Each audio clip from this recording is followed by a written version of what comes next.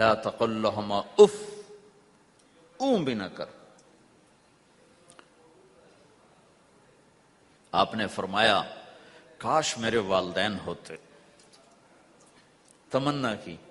2 مہینے کے تھے ماں کے پیٹ میں تو باپ کا انتقال ہو گیا، یا اور نہیں تو میری ماں تو ہوتی، میری ماں تو ہوتی۔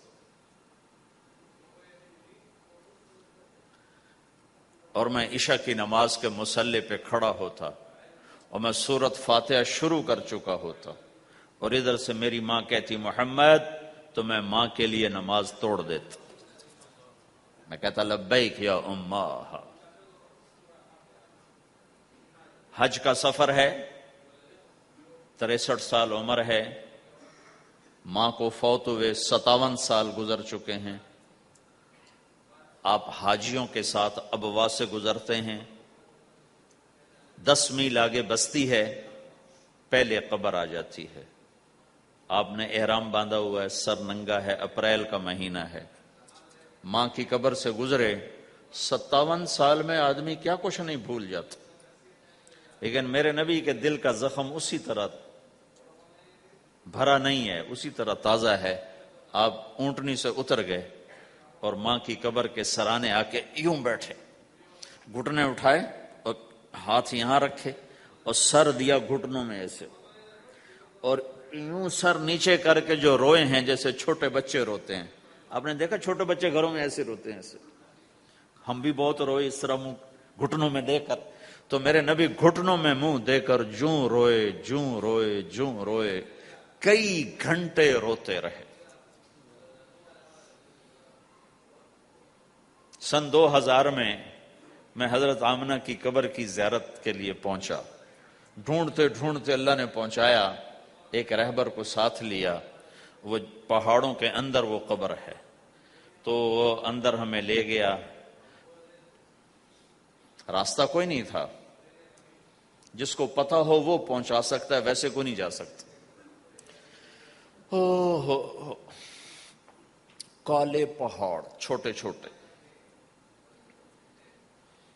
کانٹے دار جھاڑیاں، ایک پہاڑی ہوگی اتنی اونچی جتنی آپ کی چھت ہے، اس کے اوپر باقی پہاڑ تو ایسے تھے، نوک نکلی ہوئی، وہ اوپر فلیٹ تھا، کوئی 10 بائی 10 تقریباً۔ وہاں میرے نبی کی ماں آرام کر رہی تھی، تو میں نے چاروں طرف دیکھا تو 2000 یعنی صرف 12 سال پہلے جنگل، ویرانہ، وحشت، 1400 سال پہلے یہاں کیا ہوگا۔ میں اللہ کی بے نیازی سے کانپ رہا تھا کہ میرے رب، جس کی خاطر تو نے کائنات بنائی، یہاں اس جنگل میں اس پہ اتنا امتحان ڈالا، وہ بھی 6 سال کی عمر میں، باپ دیکھا نہیں، بہن کوئی نہیں، بھائی کوئی نہیں، خالہ کوئی نہیں، کوئی ساتھی کوئی نہیں۔ 3 دن بعد یہ موت آتی تو مکے میں آتی تو کئی سینے سے لگاتے، 3 دن پہلے یہ موت آتی تو مدینے میں آتی، کئی سینے سے لگاتے، مدینے سے بھی نکالا اور مکے سے بھی دور کیا، اور جنگل کے اندر صرف 25 سال کی عمر میں اما آمنہ رضی اللہ تعالیٰ عنہ پہ موت نے وار کیا، اور اللہ کے نبی گھبرا گئے۔ 6 سال کے بچے کو سمجھ میں نہیں آ رہا کہ یہ کیا ہو رہا ہے، حضرت آمنہ بول نہیں پا رہے، مجھے لگتا ہے غالباً ہارٹ اٹیک ہوا ہوگا۔ 3 افراد، والدہ، خادمہ ام ایمن اور میرے نبی، اور حضرت آمنہ یوں تڑپ رہی تھی، ایسے پہلو بدل رہی، تڑپ رہی تھی، اور آپ سہمے ہوئے بیٹھے تھے اور سمجھ میں نہیں آ رہا تھا ہوا کیا ہے۔ پھر حضرت آمنہ نے آخر میں اپنے آپ کو، ہارٹ اٹیک میں بولا نہیں جاتا، مجھے ہوا تھا تو مجھے پتا ہے بولا نہیں جاتا، آخر بجھتی شمع بھڑکی کا بیٹا، ہر زندہ نے مرنا ہے، ہر جوانی نے ڈھلنا ہے، اور لگتا ہے میرے جانے کا وقت آ چکا ہے۔ ولد تو طہرن، تو ایسا پاک ہے کہ تیرے ذریعے سے سارا عالم پاک ہوگا۔ اور شمع بجھی اور چھوٹا سا معصوم بچہ ماں کے سینے پر سر رکھ کے جو رویا ہے، کاش تم اس جگہ پہ ہوتے، اس خوبصورت ملک میں، تم ابوا کو کیسے جانو، اور میں تمہیں کیسے بتاؤں۔ میں ہزاروں دفعہ یہ قصہ سنا چکا ہوں، مجھے ہر دفعہ رونا آتا ہے کہ میں وہاں اپنے آپ کو محسوس کرتا ہوں کہ ہائے یہاں اس جگہ اتنا بڑا امتحان، وہ صرف 6 برس کا ہی، کون وہاں قبر بنانے آیا؟ کوئی گزرے ہوں گے، ویسے تو کسی کے بس میں نہیں وہاں قبر بنانا۔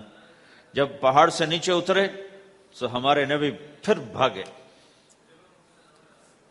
جب ام ایمن اوپر پہنچی ہیں تو کیا منظر تھا کہ ابوا کے پہاڑ بھی روئے اور زمین آسمان بھی روئے اور ہر پتھر رویا کہ 6 سال کا معصوم بچہ 2 جہان کا سردار ہے، جنت کا چابی بردار ہے، اللہ کا جھنڈا ان کے ہاتھ میں ہوگا، شفاعت ان کی کہ طفیل حساب ہوگا، ان کی شفاعت کے ساتھ پل پار ہوگا، ان کے صدقے جنت کا دروازہ کھلے گا، ان کے صدقے جنت میں داخلہ ہوگا، ان کے صدقے گناہوں کی معافی ہوگی۔ اور اتنی بڑی ہستی والضحی واللیل اذا سجا کا ٹائٹل لینے والا، وما ارسلناک الا کافۃ للناس بشیرا ونذیرا کا ٹائٹل لینے والا 6 سال کا بچہ۔ مجھے دیکھو، ماں کی قبر سے ماں کی قبر کو سینے سے لگایا ہوا تھا اور اس کے اوپر لیٹے ہوئے تھے۔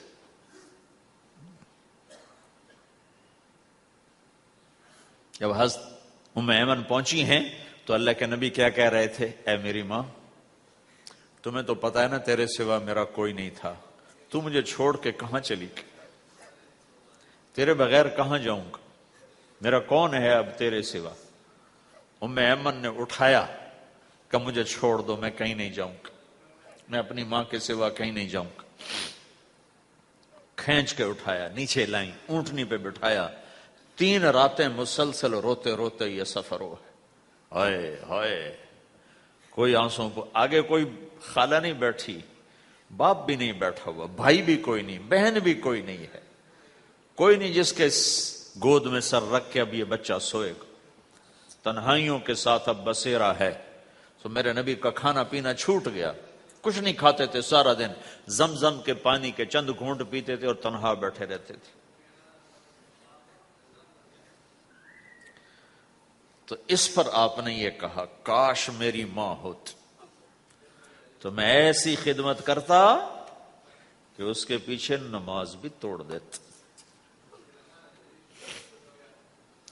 تو ماں باپ کا ایک مقام ہے جو دین بتاتا ہے بھائی، صرف پیسہ ہی بنانا سب کچھ نہیں ہے، اور بھی دکھ ہیں زمانے میں محبت کے سوا، راحتیں اور بھی ہیں وصل کی راحت کے سوا۔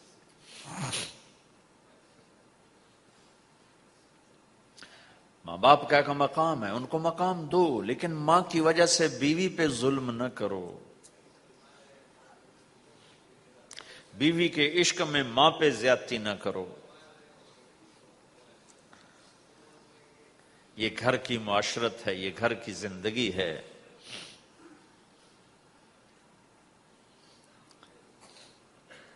حضرت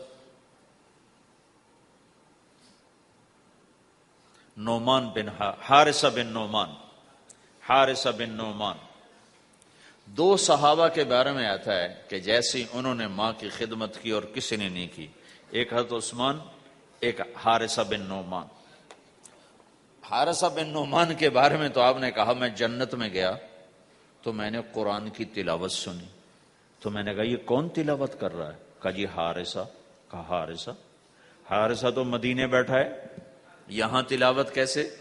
تمہیں سنانے کے لیے کتنا بڑا سپیکر لگا ہوا ہے، اس 7ویں آسمان پر جنت ہے۔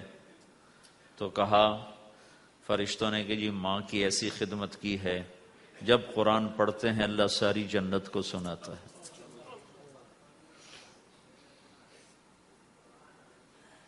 تو جن کے والدین یہاں ساتھ ہیں وہ انہیں غنیمت جانو، ان کی خدمت کرو۔ لیکن میں بار بار اس لیے بتا رہا ہوں کہ یہ پہلو میں بہت کمی زیادتی ہے کہ ماں باپ یا ماں کی وجہ سے بیوی پہ زیادتی نہ کرو، چونکہ ساس کو میں نے رحم دل نہیں دیکھا، چاہے وہ تہجد گزار ہو، چاہے وہ روزے دار ہو، چاہے وہ حج عمرے کرتی ہو، چاہے سارا دن تسبیح اس کے ہاتھ میں ہو، میں نے کسی ساس کو رحم دل نہیں دیکھا، چونکہ یہ اخلاق سیکھے ہی نہیں ہے۔ سکھایا ہی نہیں ہے کسی نے۔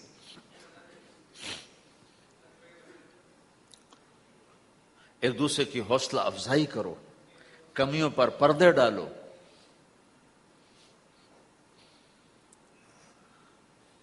اپنے گھروں میں تم پرائے دیس میں اولاد کو وقت دو، اولاد کو ٹائم دو۔ دین سکھانے کے لیے سب سے پہلا مدرسہ ماں باپ ہیں۔ تربیت کی پہلی جو مجلس ہے وہ ماں باپ ہیں۔ اگر ماں باپ ٹائم دیتے رہیں گے تو اولاد کے اندر دین آئے گا۔ اگر ماں باپ نے ٹائم نہ دیا، دو جہان کے سردار ہیں، اپنے بچوں سے کیسے گھل ملے ہوئے ہیں۔ آپ حسن حسین دونوں کو کھڑا کرتے۔ جعفر رضی اللہ عنہ جوانی میں شہید ہو گئے تھے، ان کے 3 بیٹے عبداللہ اور محمد، ان کو کھڑا کرتے، پھر خود ایسے بیٹھ جاتے، ہاں بھائی جو مجھے پکڑے گا اس کو انعام ملے گا، سب سے پہلے جو مجھے ہاتھ لگائے گا اس کو انعام ملے گا۔ تو 5 بچے دوڑ لگاتے، کوئی سر پہ چڑھتا، کوئی گود میں، کوئی کمر پہ، ہر کوئی کہتا میں نے پہلے ہاتھ لگایا، میں نے پہلے ہاتھ لگایا ہے۔ یہ 2 جہان کے سردار اپنے بچوں کے ساتھ تمہیں زندگی سکھا رہے ہیں۔ فرض نماز، نفل نہیں بھائی، فرض با جماعت نماز ہو رہی، اور حضرت زینب کی بیٹی امامہ کو یہاں بٹھایا ہوا ہے فرض نماز میں۔ اور نبی کی نماز میں تو کوئی فرق نہیں پڑتا، ہماری نماز تو ٹوٹ جائے گی، نبی کی نماز میں تو کوئی فرق نہیں پڑتا۔ پھر جب آپ رکوع میں جاتے تو ان کو بٹھا دیتے، سجدہ کر کے اٹھنے لگے پھر اٹھا کے یہاں بٹھا کے پھر نماز شروع کر دیتے۔ ذرا تمہیں سکھانے کے لیے ہے۔ آپ سجدے میں گئے، فرض فرض فرض، تو حسن رضی اللہ عنہ کمرے سے نکلے اور دوڑتے ہوا کہ اللہ کے نبی کی کمر پہ چڑھ گئے، تو آپ نے سجدہ لمبا کر دیا۔ جب لمبا زیادہ ہو گیا تو صحابہ ڈر گئے، یہ کیا ہو گیا؟ تو پہلی صف والوں نے ذرا یوں اٹھا کے سر اٹھا کے دیکھ چکر کیا ہے، تو دیکھا تو حسن کمر پہ چڑھے ہوئے۔ تو جو قریب میں ایک آدمی تھا اس نے سجدے میں ہی ہاتھ آگے کیا ان کو پکڑ کے نیچے اتارنے کے لیے، تو اللہ کے نبی کی یہاں سے نظر پڑی کہ ایک ہاتھ آگے آ رہا ہے، تو آپ نے یوں اشارہ کیا، چھوڑ دو کچھ نہ کہو۔ تو جب تک حسن نہیں اترے کمر سے آپ نے سجدے سے سر نہیں اٹھایا۔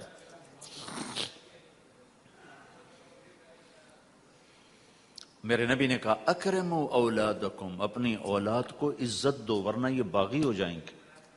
اور یہاں تو ویسے ہی ماں باپ کا پتہ نہیں کسی کو ماں باپ کسے کہتے ہیں، بہن بھائی کی یہاں رشتوں کا تو کسی کو پتہ کوئی نہیں کہ رشتے کی قدر کیا ہے۔ بھائی آپس میں دنیا پہ نہ لڑو، چھوڑ دو،